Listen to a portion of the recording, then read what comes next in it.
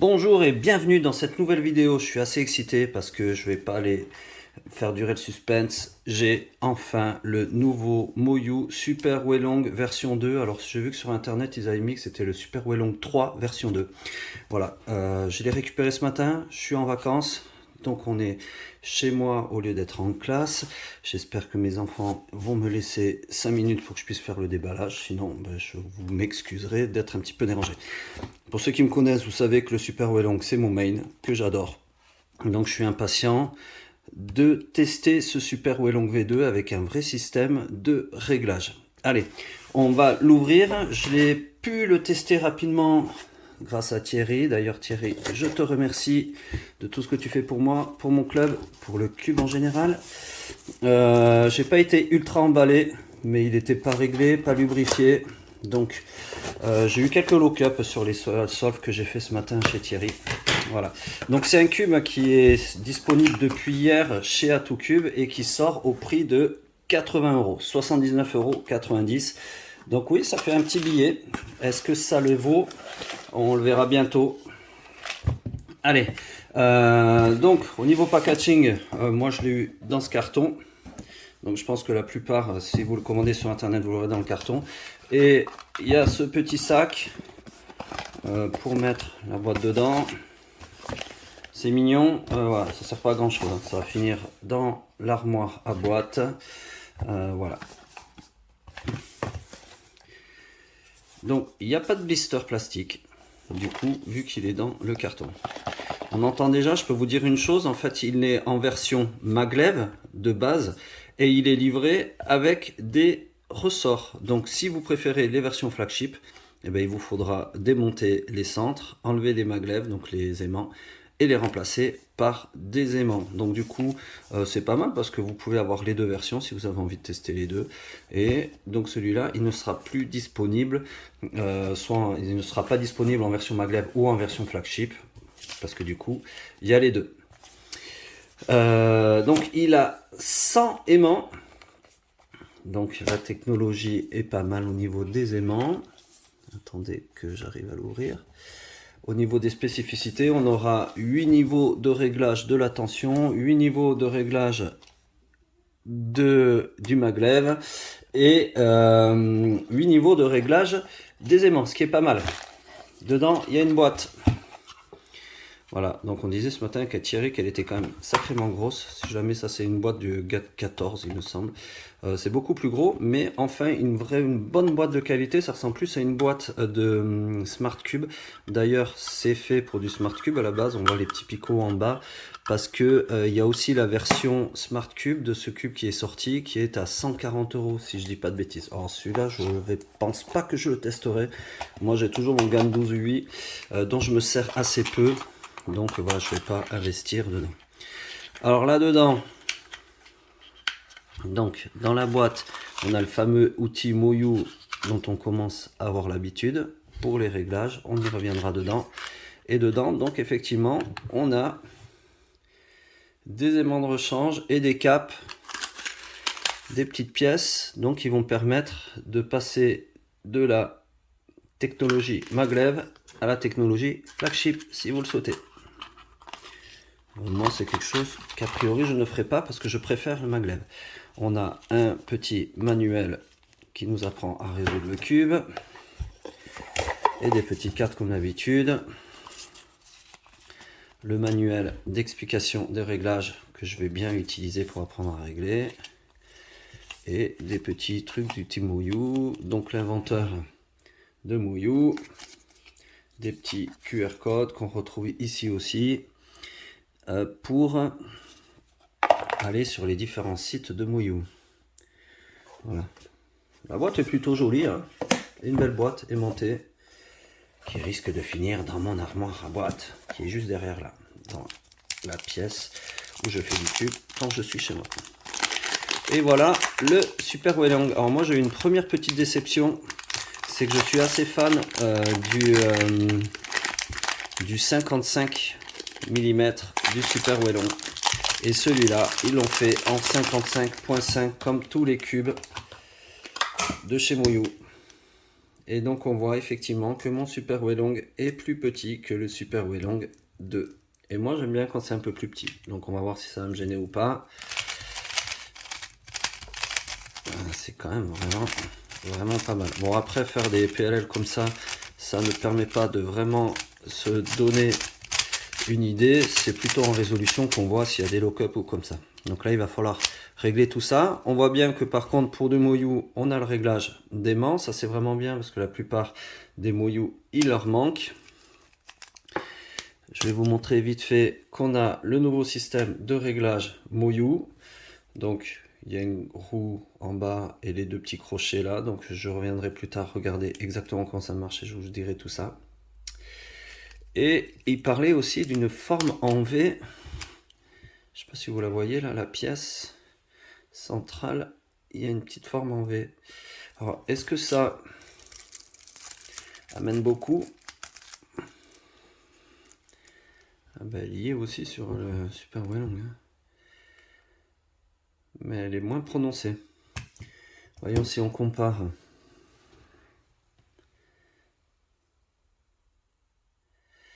Les arêtes sont différentes quand même. Bien différentes. Et si on compare un coin. Donc là j'ai la V2 et là j'ai la V1.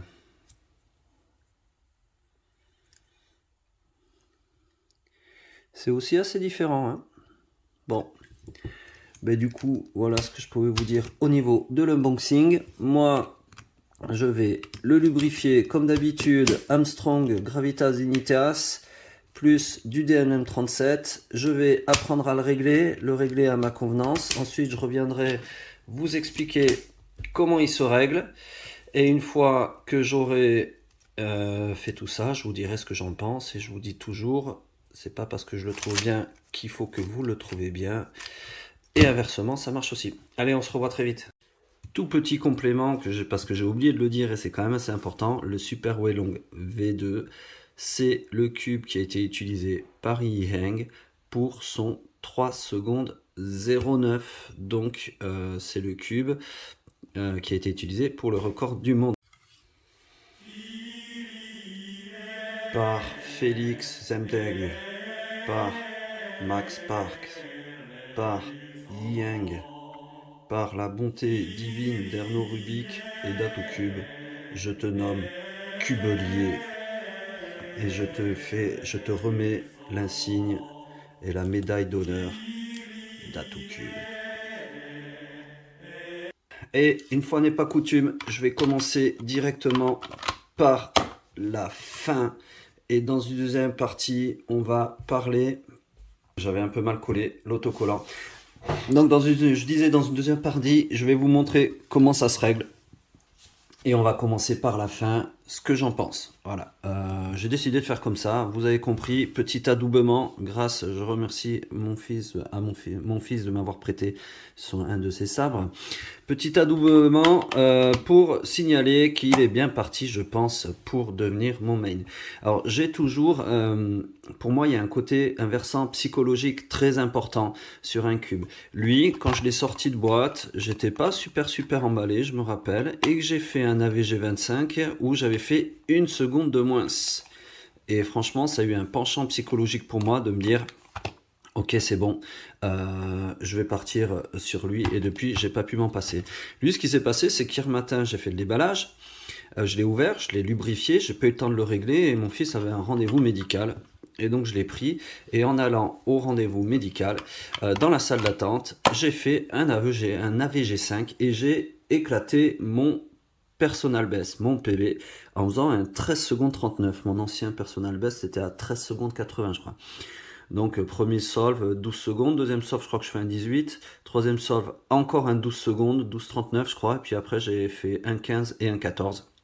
Voilà, donc niveau psychologique pour moi, clairement il m'a envoyé un message de utilise-moi. Depuis j'ai fait un AVG 100 à 16 secondes 31, il me semble mon AVG 100, ce qui est c'est une bonne moyenne pour moi. Pas, j'ai déjà fait mieux, mais ça reste une bonne moyenne, mais ça veut rien dire, hein. Voilà, c'est pas parce que j'ai fait 16-30 avec lui que il est magnifique. En tout cas, moi, au niveau des feelings, je le trouve vraiment très agréable à cuber.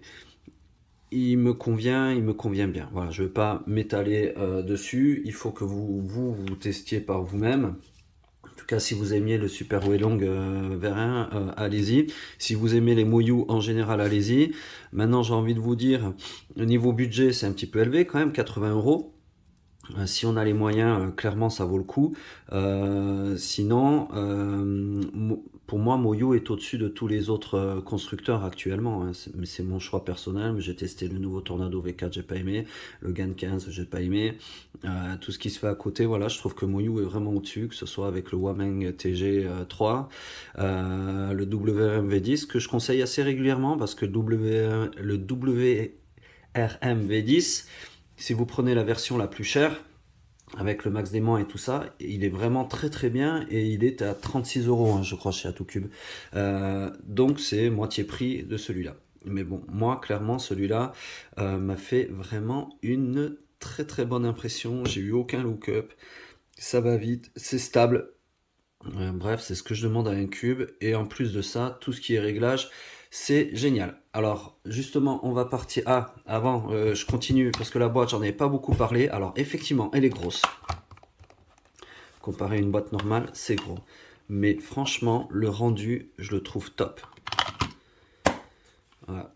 J'aime beaucoup le rendu du cube dans la boîte. Elle est solide. Hier, en rentrant du rendez-vous, il s'est pris un gros vol. Et donc du coup c'est bien solide, ça je pense qu'avec une boîte d'avant ça se serait peut-être pété. Mais là ça n'a pas bronché, donc ça protège bien le cube. Alors dans une poche c'est pas facile, mais franchement je trouve le rendu très joli comme ça avec la petite vitre sur le dessus. Et j'aime vraiment beaucoup, donc pour moi boîte adoptée. Alors je reviens pas sur ce que j'ai dit, hein. C'est pour moi des boîtes faites pour les stations de recharge de la version Smart qu'ils ont adapté. Donc là on voit qu'il y a clairement les petits trous prédéfinis pour les picots, parce que pour ceux qui ne savent pas, les versions Smart, il y a des petits picots qui sortent et ça se rentre là pour le recharger. Voilà. Au niveau du réglage, c'est assez simple. Ici, vous avez... Alors par contre, on retombe dans les problèmes qu'on a sur... que j'ai notamment avec les GAN, c'est-à-dire que pour voir les numéros, j'ai prévu un système de lumière comme ça, parce que je me disais que niveau lumière, ouais, ça serait beaucoup mieux. Voilà. Donc là, moi, on voit que les aimants, je les ai mis sur 4. Je les ai mis à moitié au début. Alors quand je l'ai reçu, il était réglé sur 7. C'était faible. Je l'ai réglé, alors oui, les aimants, 1 c'est le plus fort et 8 c'est le plus faible. Voilà. Donc moi je les ai réglés sur 4. Je n'ai pas grand chose à dire là-dessus, hein. Pour le régler, vous prenez le petit outil, vous venez mettre dans une encoche. Donc là, je vais le faire avec vous pour vous montrer. Et vous avez... Attendez, parce que je vois rien. On va faire comme ça. Vous avez... Ça se tourne vers la gauche, hein. Pourquoi j'arrive pas à attraper? Alors 4, 5, 6, 7, 8. Et logiquement, quand on va revenir sur là, ça va faire un gros bruit. 1, 2, 3. Et moi, j'ai mis 4 au milieu. Voilà. Donc, vous réglez-le comme vous le voulez. Donc, vous avez ça à faire sur les 8 coins. À partir du moment où vous tournez ici, forcément, sur le coin orange, ça va aussi tourner là. C'est pas la peine de faire les 3, hein. Donc, moi, le plus simple, ce que j'ai fait, c'est que moi, j'ai mis sur le côté blanc, j'ai réglé 1, 2, 3, 4 sur le côté blanc, et ensuite, j'ai retourné 1, 2, 3, 4 sur le côté jaune. Au niveau du réglage central, qui est aussi très simple et qui me fait penser un peu à ce qu'on avait sur notamment les tornados. Je vais ressortir ma petite lumière annexe. Voilà, en espérant peut-être qu'on y voit mieux.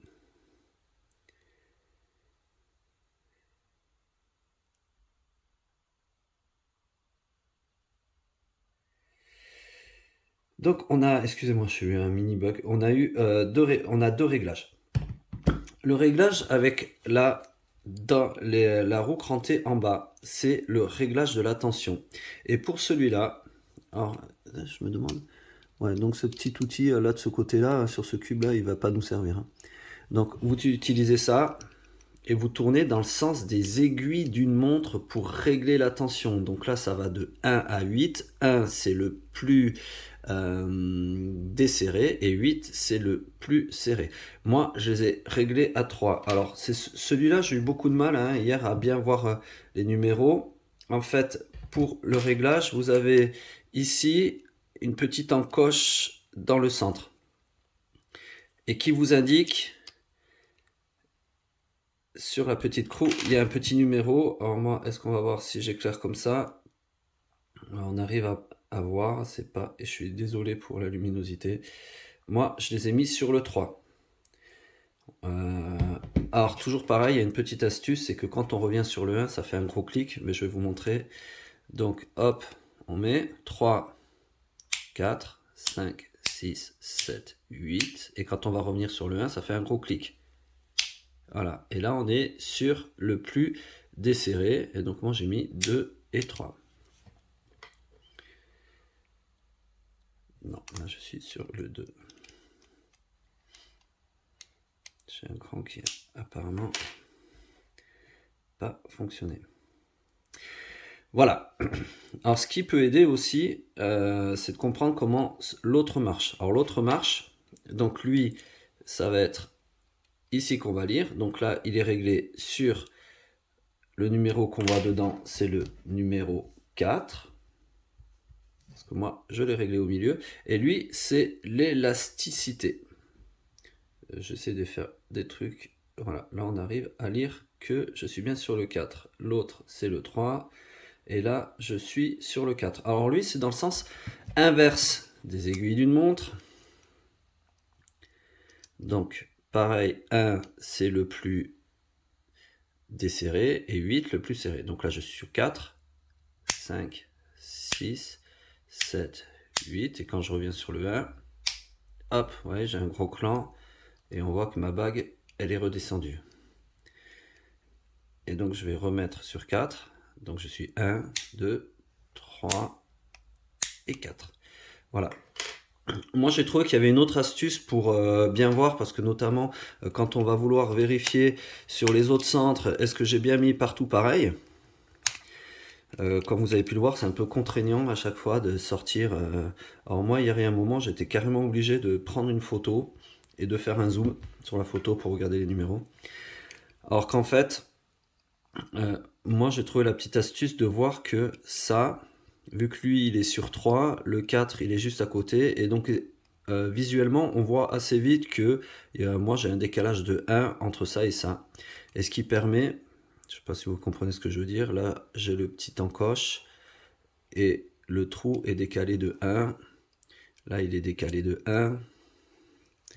Et là, pareil, il est décalé de 1. Par exemple, si je le tournais, lui, on verrait que là, j'ai l'encoche là, et que lui, ben, il n'est pas décalé de 1, il est décalé de 3. Donc visuellement, ça permet de vite voir si le réglage est bon ou pas.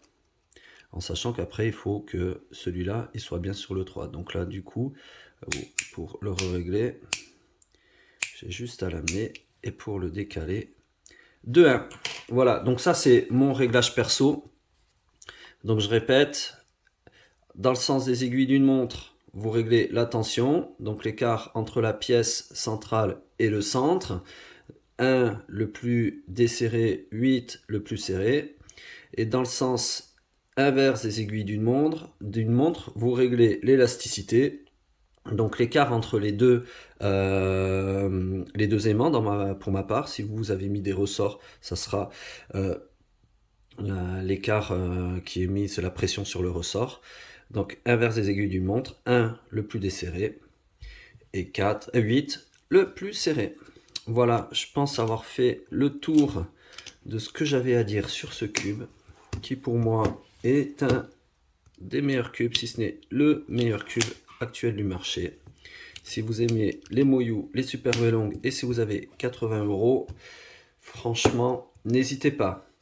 N'hésitez pas non plus à mettre un petit pouce, à vous abonner et à me poser des questions en commentaire si vous en avez. J'y répondrai avec plaisir. Je vous souhaite une bonne journée.